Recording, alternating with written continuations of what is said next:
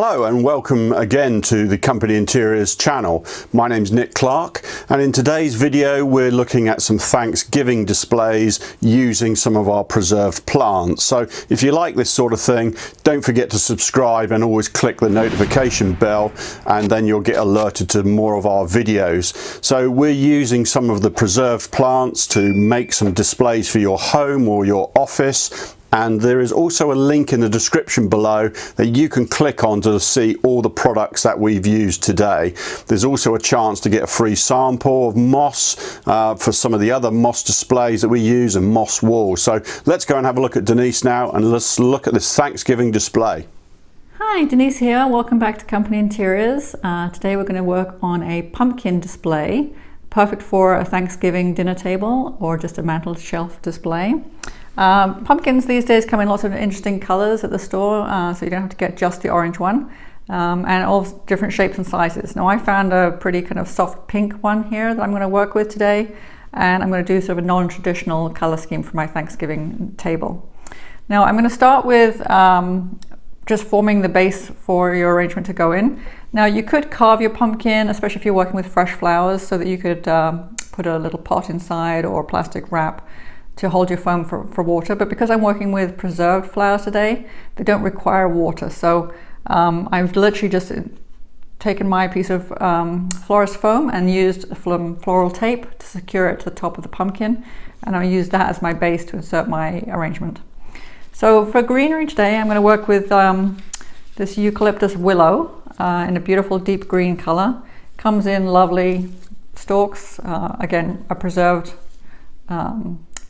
leaf.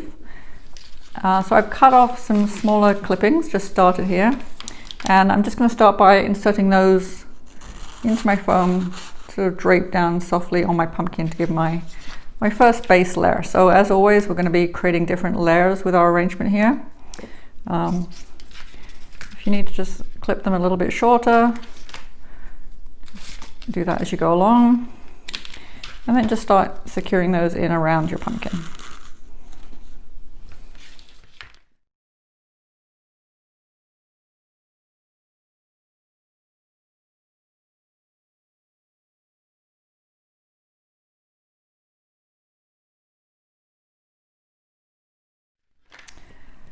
Okay, so that's the first layer, just a few leaves of the eucalyptus willow to give us a little bit of greenery draping down on the edge of our pumpkin.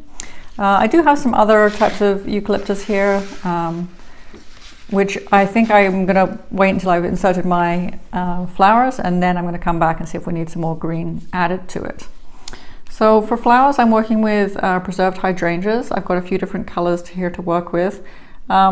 Some of them come on shorter stalks, and you can also get the beautifully long stemmed ones, but today I'm working with the shorter stemmed hydrangeas, and I did actually clip this one slightly shorter even to go in my arrangement. I'm going to put the purple in first. Now when these first arrive, sometimes the little petals need to be fluffed up slightly, so you can just sort of poke your fingers in them and just sort of loosen the petals if they've got crushed in transit. So just make sure that's secured tightly down into your foam. And I've got some white ones and some green. I'm just going to play with the different colors and pull my arrangement from here. So I think I'm going to do the green one next to it. Now, sometimes this requires a little bit of trial and error. Put them in, take them out, decide where you like the position, and look at it from different angles, especially if it's going to be on a table and you want to be able to see evenly around all sides.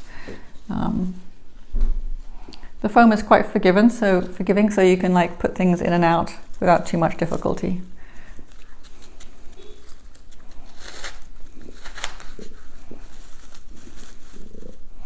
Now don't worry if sometimes the stems of the hydrangeas, they're quite fragile, and sometimes little pieces will break off, which actually works in your favor in this case, because you can work with the smaller pieces to insert where you need to if you have a little blank spot like right here.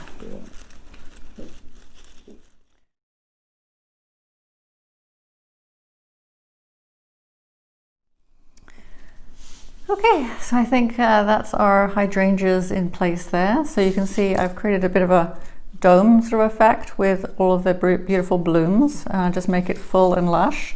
You can, as I say, you can put them in and out and adjust that if you feel it needs it at some point.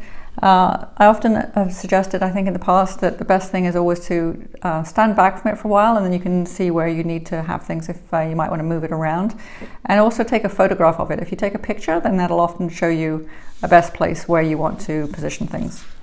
I also have these other little stems of eucalyptus here in a different variety.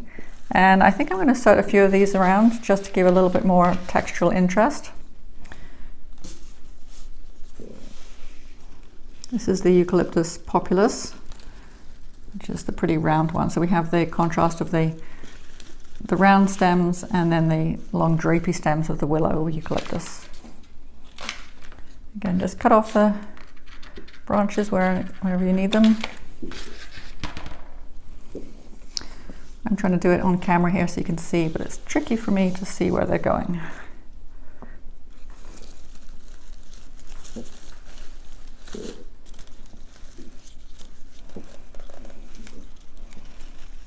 Now, of course, you want to be able to see your pumpkin still. You don't want to cover up too much of that with the greenery, so just get that right balance.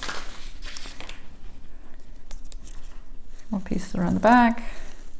Okay, so I think that's nice. Now, the next thing I'm going to work on is adding another little floral element. So because I had, again, this slightly pinky tone, I decided to bring in some more pink colors. So I have this pretty dried flower here. So I'm just gonna, this one is very, very fragile, very lightweight.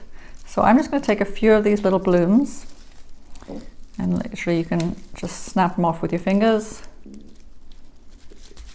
And I'm gonna insert a few of these around. So this is sort of just to add a little interest.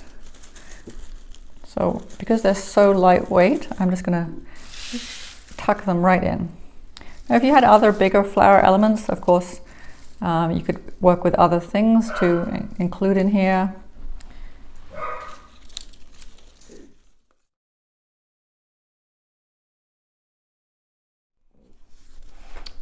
Okay, I think you can probably see that on camera now.